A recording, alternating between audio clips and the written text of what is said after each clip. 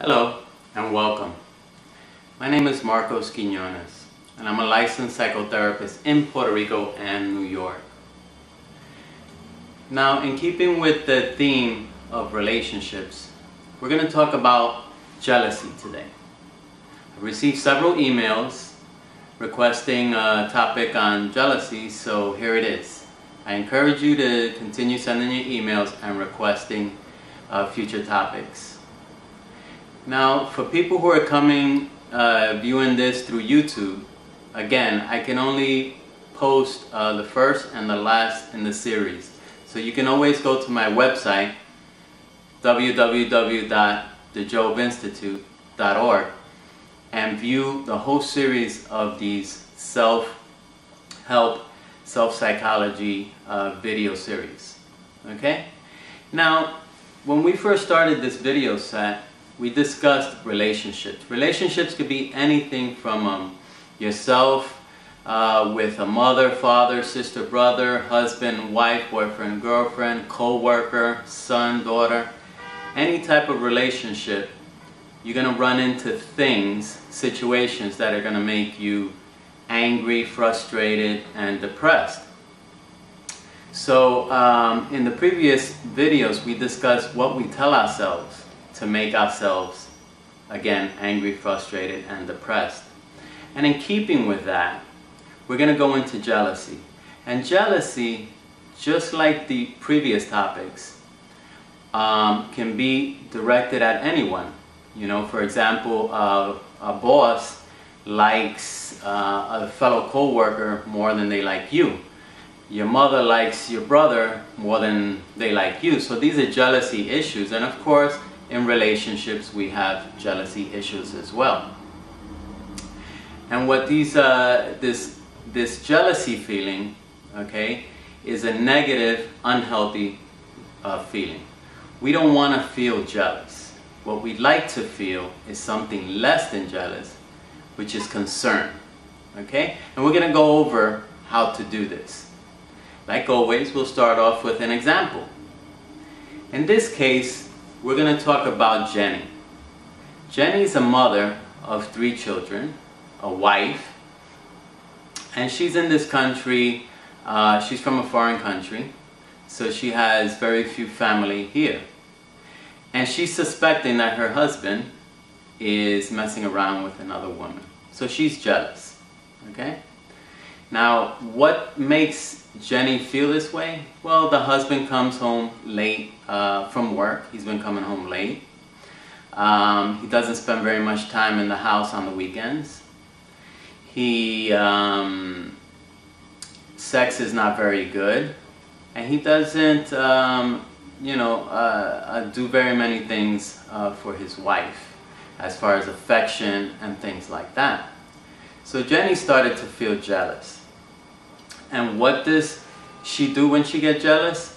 She starts to nag. She starts to ask questions about where he's been and start accusing him of doing, unfaithful things and things like that. And that continues to make deteriorate the relationship. Now, I mean, we could take this further and we could say that one day Jenny was at the market and she ran into an old friend and a male friend, and decided to have an affair with him as well, just to spite her husband. But, these things happen, and I'm not going to say that the husband is not with another woman. Okay, that's not the point here. The point here is for her not to feel jealous, for her to feel concerned, because she is the mother of 3 children, so she can deal with the situation. Because in the jealousy state, she's not able to deal with the situation. So how are we going to help Jenny out? Well, first of all, Jenny's going to take out her journal, like we discussed before. And since she is an emotional detective, she's going to realize that she's feeling jealous. Okay? So the C, right, the consequence, the emotion, is jealousy. And she feels it and she writes it down. Right? Now, in the C also there's a behavior. Okay, what's the behavior? Well, she starts looking through his phone records, she starts stalking him, and she starts nagging him and that kind of thing. So the A is the activating event. What triggers this? Well, what triggers it is that Jenny's husband comes home late from work. Okay? So when he doesn't come home on time, right away she starts ruminating. She starts thinking over and over about certain things. And the thoughts are what's going to make the consequence, which is the jealousy feelings and the behavior. Okay? We have the activating event, the thing that triggers it, which is the husband not coming home on time. And we have the consequence, which is the jealousy. Now remember, A does not equal C, because in other relationships, a husband coming home late, the wife is not going to jump and feel jealous. She may feel concerned, worried, is he all right, or nothing, okay? But in Jenny's case, she does feel jealous. So there's a belief in the middle. That's the B. And what are some of the common beliefs that people have when they're jealous? Well, in this case, Jenny may be telling herself, oh, he's out with another woman. She's more attractive than me. She makes love better than I do. If he's with her, maybe he loves her more. Maybe he'll leave me. And if he leaves me, I won't be able to stand it. What am I going to do? So these are all thoughts that are high level. These are called automatic thoughts that Jenny is having, okay? Now, there are usually core, more deeper thoughts that she's having that maybe, you know, she's worthless. She's a worthless human being because she can't keep a man. You know, these are some of the core thoughts that some people that have jealousy feelings have, okay? So let's summarize a bit. So we have the activating event, the husband not coming home early. We have the belief that he's out with another woman, he loves her more, and if he leaves, Jenny won't be able to stand it. And what does that cause? That causes the C, the jealousy feelings. And what does the behavior that goes with that?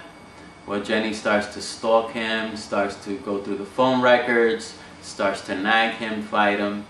And essentially what she's doing is pushing him in that direction, whether he's with another woman or not.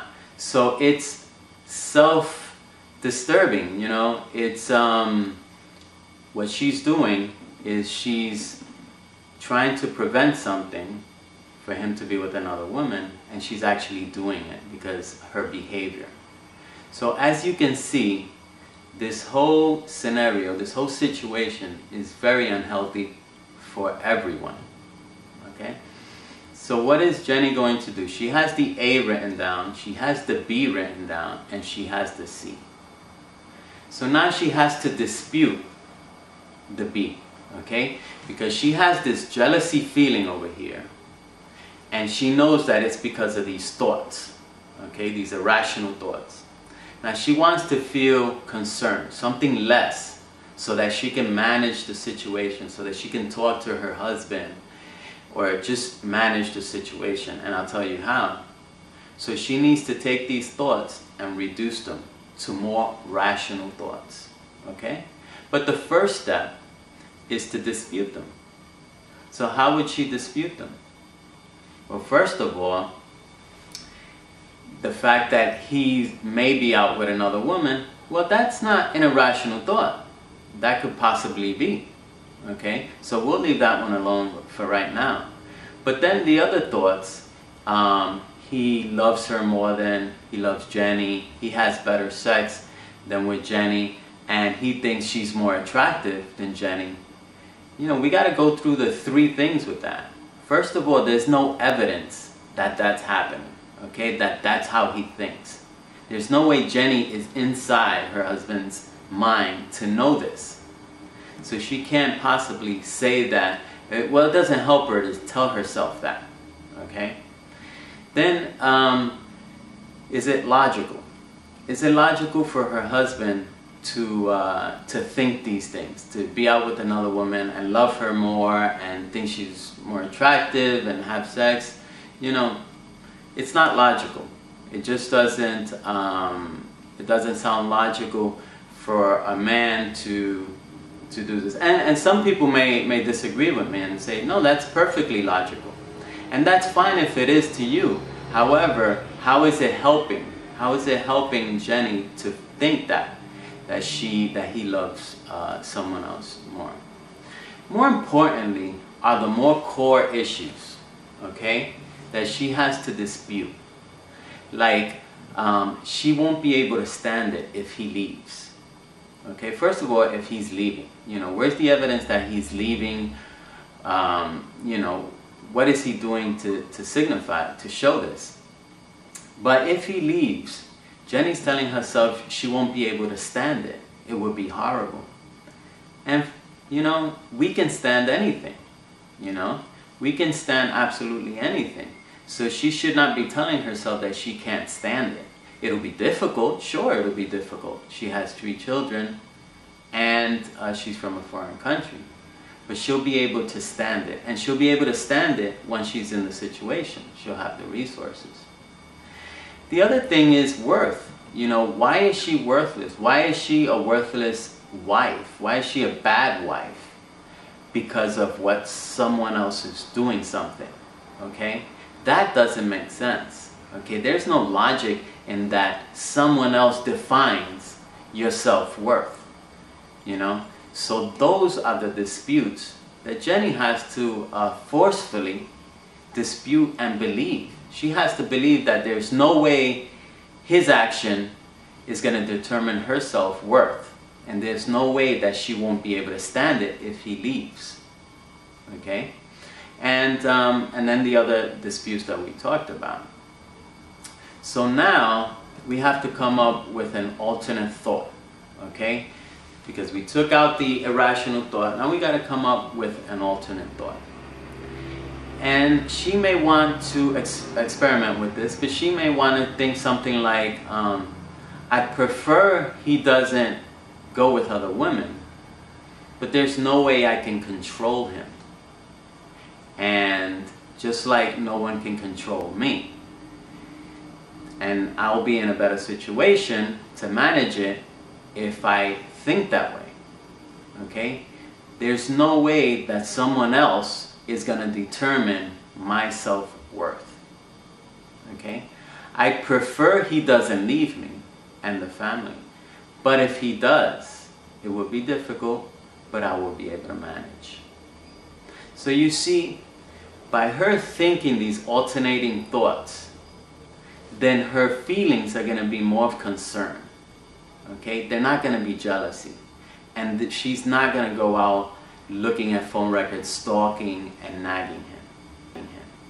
So if she feels concerned about the situation, she has more resources. She's not going crazy and nuts, psycho, like people say, with this situation. So she's concerned and she's able to do one of 3 things, which is what we have, the only 3 things we have in any situation. We can accept the situation as it is. We can accept the situation as it is and try to change it by talking to the husband. Or we can accept the situation and remove ourselves from it. So if she's really convinced that he's having an affair, well, she can remove herself from the situation. Those are the only 3 things she has. And she can only make this rational decision, this big decision, if she's thinking straight. Not if she's in a jealous rage. Okay, so the idea is for her to dispute these thoughts, okay, that she is worthless, that she can't stand it if he leaves and it's going to be so horrible, with more rational thoughts of that she prefers he doesn't leave, but if he does, she can stand it and she'll be able to deal. And what that would do is reduce the feeling from jealous to concern. And then she'll be in a better situation to sit down with him and discuss the situation. And who knows, it could simply be that because of her jealousy and her nagging and her constant untrust and her constant insecurity, Well, that's what pushes her husband away. And that's why he works late. Or maybe he needs more money to support the family. So that could be what's going on. It doesn't necessarily have to be that he has another woman. But these jealousy feelings make us think erratically, irrationally. And that's not healthy. It's better for us to be in a level, in a concern situation, so that we can manage the situation.